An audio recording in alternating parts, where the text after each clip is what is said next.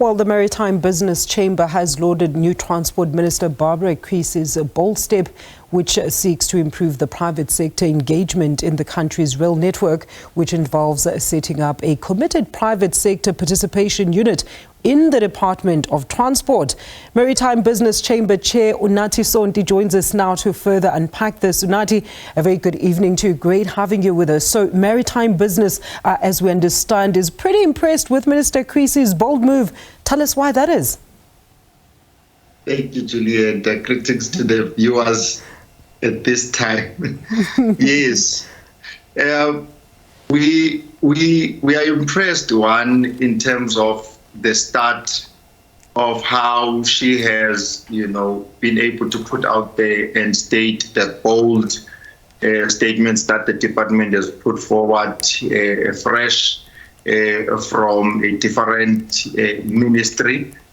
So we welcome that as the Maritime Business Chamber, because we understand the technical ability that she comes with in driving, one of the key ministries in the economy of South Africa. But Unathi, you had called for a special ministry in order to unlock potential, you said. Do you feel that under this administration, and I mean the current challenges within the sector, have resulted in sluggish maritime sector growth because of unreliable as well as sustainable supply chains at the core of this stagnancy? Are you not also worried about the governance as well as oversight of the ocean economy that will remain somewhat fragmented across the several departments under GNU? Indeed, and we still stand firm, on our call for a separate ministry.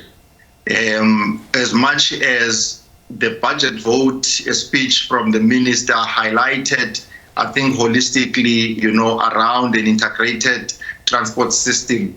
But the speech also failed to highlight the importance of maritime as a standalone in all of this, and this is where now that consensus comes back, because this country, majority of all its goods moves by sea, and if there are no concentrated efforts from the beginning of the start of the term itself, it raises serious concerns.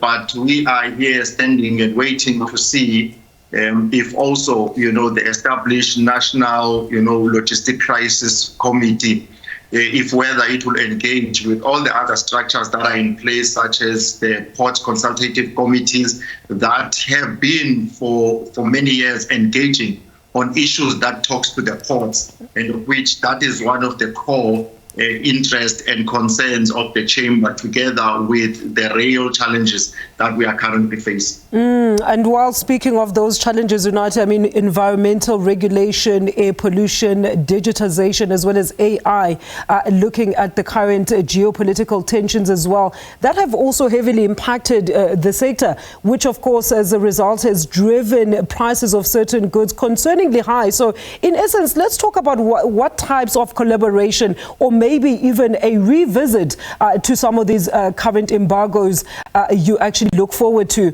in this regard. All right. One, we are much aware as the country that last year, as a result of SARS, we closed down one of the key activities in the country, which was the bunkering services from Algoa Bay. And this is one of those that we believe is an intervention that we need to revisit with a new minister. But together with all the other things that we had highlighted earlier on, when we were saying not like this, we need to reset the maritime focus of the country together with fisheries.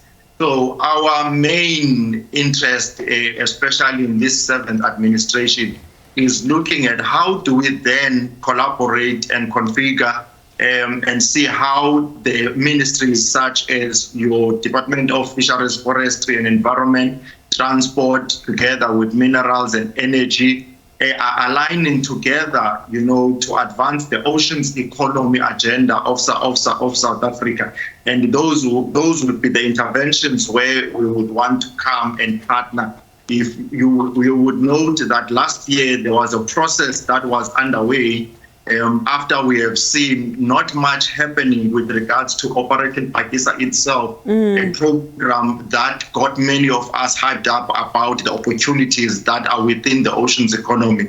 So the current process of analyzing the oceans economy master plan of the country is one of those that we believe could drive some of the things that are also highlighted in the comprehensive maritime transport policy in the country. A very quick one, Unathi, before I let you go. Let's talk about some other core as well as key priorities that you're looking forward to as, of course, the work begins in the various portfolios. Budgets have been tabled throughout last week and this week. And you also have a mixture as well as various leaders that have been entrusted with steering these in a positive trajectory. Issues of more inclusivity, particularly when we talk about maritime within the sector, have also been one of the biggest challenges for quite some time now.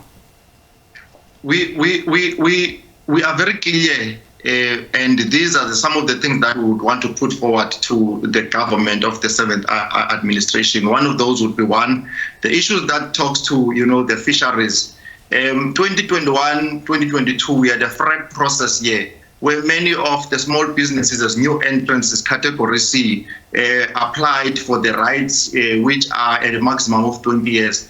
And in the squid sector, none of the new entrants received, any rights. There were no allocations. And we want to call upon the government in this state to say, let those be refunded or we revisit that. We want to make sure that we reactivate the activities that talk to the bunkering sector. And lastly, the salvage activities in this country. It's one of those, like right now, we've got a vessel that is somewhere there around the Wild Coast, where salvage activities that are currently taking place are being handled by foreign companies, whereas we've got activities and we've got companies that have got the competencies to be able to take care of such. So those would be the things that we would want to bring forward to the key ministries, including the focus on the offshore oil and gas exploration in this country, so that we are able to address the issues that talks to the energy security, and also seeing how then the country may now move to a point where we're no longer importing the fuel that we are using in South Africa. Unathi, thank you so much for your input this evening. Mr. Unathi Sonti, the Maritime Business Chamber Chair.